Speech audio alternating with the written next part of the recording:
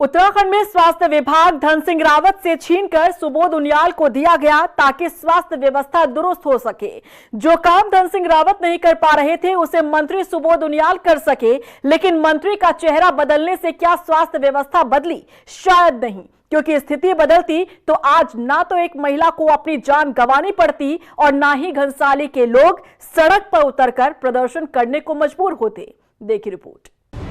उत्तराखंड में स्वास्थ्य मंत्री का बदला चेहरा, लेकिन नहीं बदले हालात। स्वास्थ्य विभाग की लेट लतीफी, महिला ने गंवाई जान। समय पर नहीं पहुंचा एयर एम्बुलेंस। मंत्री जी, पहाड़ के क्या ऐसे ही रहेंगे हालात? पहाड़ की तस्वीर और तकदीर बदलने के लाख दावे तो किए जाते हैं, लेकिन हकीकत दावों से कोसों दूर है। जब मंत्री धन सिंह रावत के हाथ से स्वास्थ्य विभाग की जिम्मेदारी छीनकर सुबोध उनियाल के हाथों में दी गई, तो लोगों में एक उम्मीद जगी कि स्वास्थ्य व्यवस्थाओं में सुधार होगा, लेकिन यहाँ सिर्फ बदला है तो मंत्री का चेहरा, हालात वही है। जो नहीं है साथ में, चूड़ी पहनो हाथ में। मुर्दाबाद स्वास्थ्य विभाग, मुर्दाबाद मुर्दाबाद मुर्दाबाद। सड़कों पर उतरकर प्रदर्शन कर रहे ये लोग घनसाली के हैं। इनमें गुस्सा है क्योंकि स्वास्थ्य विभाग की लेट लतीफी का शिकार फिर एक महिला हुई है। समय पर एयर एम्बुलेंस न मिलने के कारण एक महिला ने दम तोड़ दिया। जिस इमरजेंसी के लिए एयर एम्बुलेंस की व्यवस्था शुरू की गई थी, वही एम्बुलेंस मरीज तक पहुंचने में घंटों का समय लगा दे तो आप समझिए ये कैसी इमरजेंसी सेवा है। दरअसल पहाड़ी से गिरकर 28 साल की बबीता नाम की महिला घायल हो गई थी। ग्रामीणों ने किसी तरह महिला को प्राथमिक स्वास्थ्य केंद्र पिलखी पहुंचाया, जहां डॉक्टरों ने उसकी हालत नाजुक देखते हुए उच्च अधिकारियों से एयरलिफ्ट के लिए हेलीकॉप्टर की मांग की। हेलीकॉप्टर पहुंचने में केवल 10 मिनट का समय बचा था, लेकिन अस्पताल से हेलीपैड तक ले जाते समय ही महिला ने दम तोड़ दिया। इसके साथ ही उस सिस्टम ने भी दम तोड़ दिया, जिस सिस्टम से होते हुए इस महिला तक पहुँचने में एयर एम्बुलेंस को कई घंटे लग गए। जो यहाँ सत्ता में बैठे हुए उनकी आत्माओं के लिए भी मैं प्रार्थना करना चाहूंगी।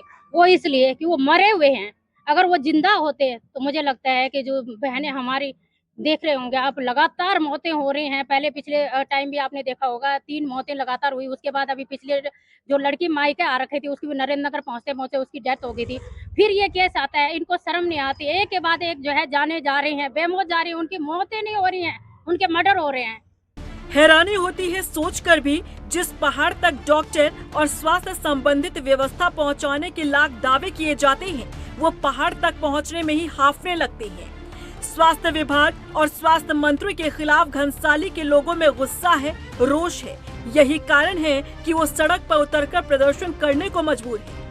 जितने भी भाजपा के कार्यकर्ता हैं या जितने भी भाजपा के जो बड़े बड़े नेता हैं, जो भी है, तो आज देखिए ऐसी मौतों पे जो बहनें मर रही है, तो उनको बिल्कुल चेक देने के टाइम पे बिल्कुल वहां पर आ रहे हैं, उनके परिवार के पास सामने आ रहे हैं। शर्म आनी चाहिए इनको कि ऐसे चेक वितरण करते समय अपनी वाहवाही लूट रहे हैं, लेकिन ये नहीं जान रहे हैं कि 25 साल के हमारे उत्तराखंड को बने हो गए, लेकिन अभी तक जो हमारी स्वास्थ्य जो सुविधा है वो बिल्कुल जैसी की तैसी है।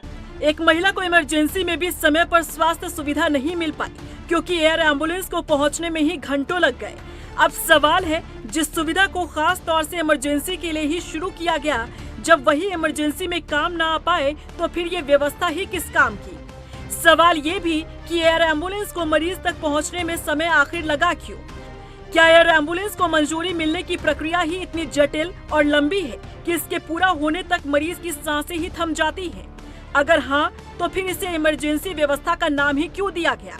और अगर वाकई में एयर एम्बुलेंस इमरजेंसी में मरीज को नया जीवन देने में सक्षम है, तो फिर इसकी प्रक्रिया को सरल क्यों नहीं किया जाता?